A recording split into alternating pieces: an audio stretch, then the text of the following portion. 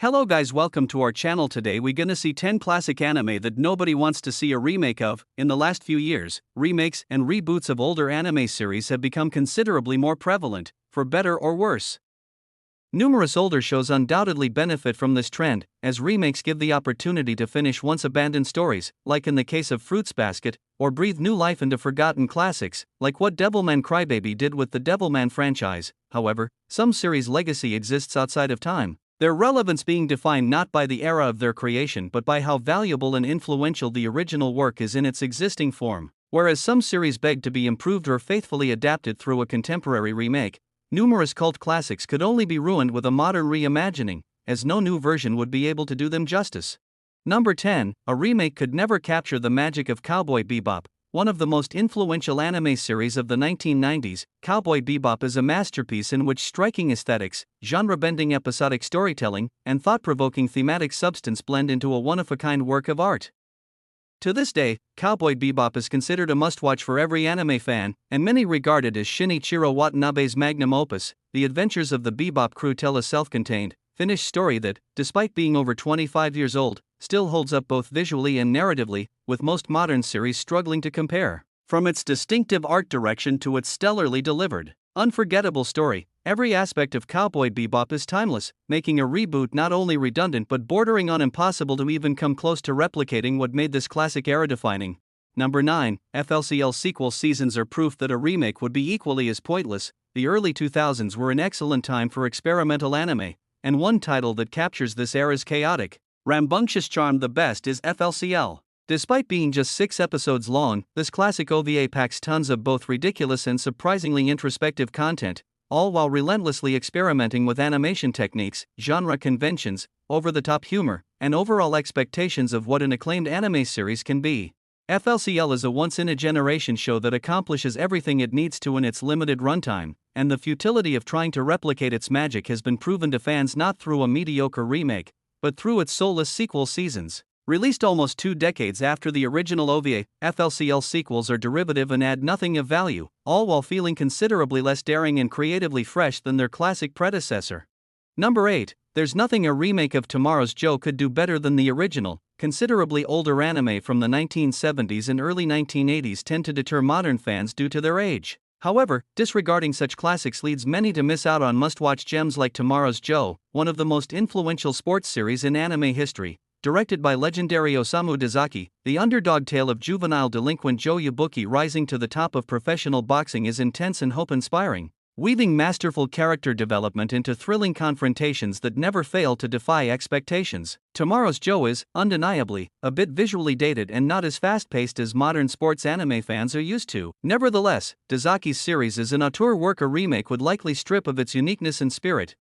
Number 7, Azumanga Daioh is a classic precisely because of the era it came out. In the 2000s, the mo boom and the emergence of the cute girls doing cute things genre were a culture-defining trend for anime, and a series standing at its roots was Azumanga Daioh. A slice-of-life comedy about 6 eccentric high school girls, Azumanga Daioh pioneered many of the trends that still permeate its most successors and had considerable influence on the comedy anime genre. Even the rather plain look and unimpressive animation only served to better this iconic classic, the series taking advantage of its limitations to make gags more memorable.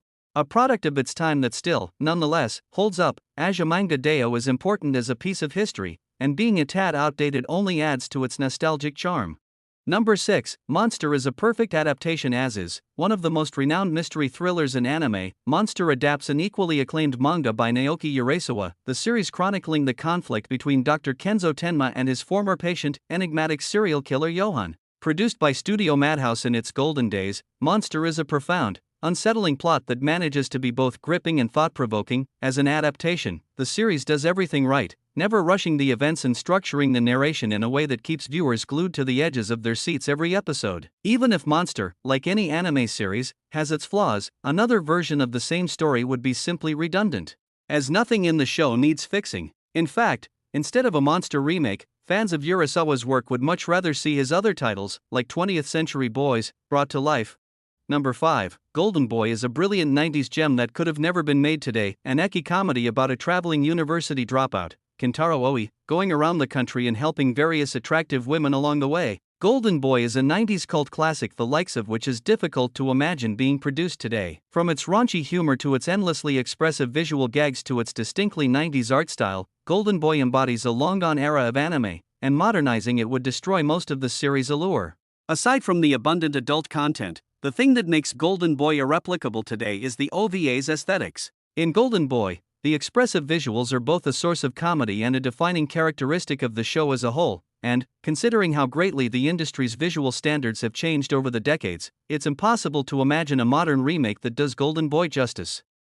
Number 4, Angel's Egg is not simply a movie but a work of art. Aside from anticipated adaptations and high-budget productions, the anime medium is rich with works of artistic expression that exist to bring to life a single creative vision. Such intimate, unorthodox stories can't be replicated, being made in the exact way the artists behind them have intended. Mamoru Oshio's Angel's Egg is one such anime, a striking science fantasy meditation with little to no plot or dialogue which, nevertheless, is acclaimed as a cult classic, enigmatic and allegorical instead of straightforward. Angel's Egg is less a story and more a metaphorical contemplation that leaves its meaning up to the viewer's interpretation. Creating something like that a second time would be to miss the purpose of the original. Number 3, a remake would take away Revolutionary Girl Utina's uniqueness. Similar to Angel's Egg, Revolutionary Girl Utina is a one-of-a-kind work of art, albeit considerably more popular than most experimental anime. A profound story that deconstructs the narrative foundations of fairy tales and explores many dark themes through the lens of what many could mistake for a cute magical girl show at first glance. This classic is, true to its name, undeniably revolutionary. However, much of what makes Revolutionary Girl Utina so exceptional stems from aspects of it that a remake would likely forfeit. From repetitive animations to drawn-out arcs to the stylistic flourishes that permeate the series, all of these touches are non-existent in modern anime remakes, but Revolutionary Girl Utina couldn't exist without them.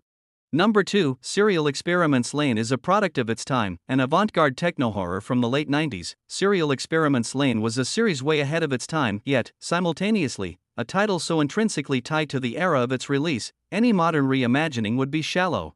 At the time when the internet was just becoming part of our day-to-day reality, Serial Experiments Lain was exploring the themes of virtual identities, communication in the technological age, and the existential fears that come from over-relying on technology. Even stylistically, Serial Experiments Lain's reality-bending webcore aesthetic has a distinctly 90s and early aughts feel to it, yet no other style could have worked as well with the show's themes. Anime titles like Serial Experiments Lain belong to the time of their creation, and no fan would want to see it remade today. Number 1, Akira hasn't gotten any less relevant in the decades since its premiere. The 1988 anime film Akira is much more than just a cyberpunk action romp. This incredibly influential movie has enormous significance for anime history and global pop culture. To this day, countless creators across the world are inspired by Akira's depiction of a dystopian future, and the film is largely responsible for how cyberpunk settings are depicted in all media. Akira's release also marked a turning point for anime's recognition outside of Japan, proving to global audiences that animation can be a mature medium with the potential to tell endlessly creative, fascinating stories. Attempting to remake Akira today would undermine the film's legacy, and even the rumored Akira anime series project will likely be met with substantial criticism if it ever comes to fruition. That's all for today, guys. Let's see tomorrow. Bye.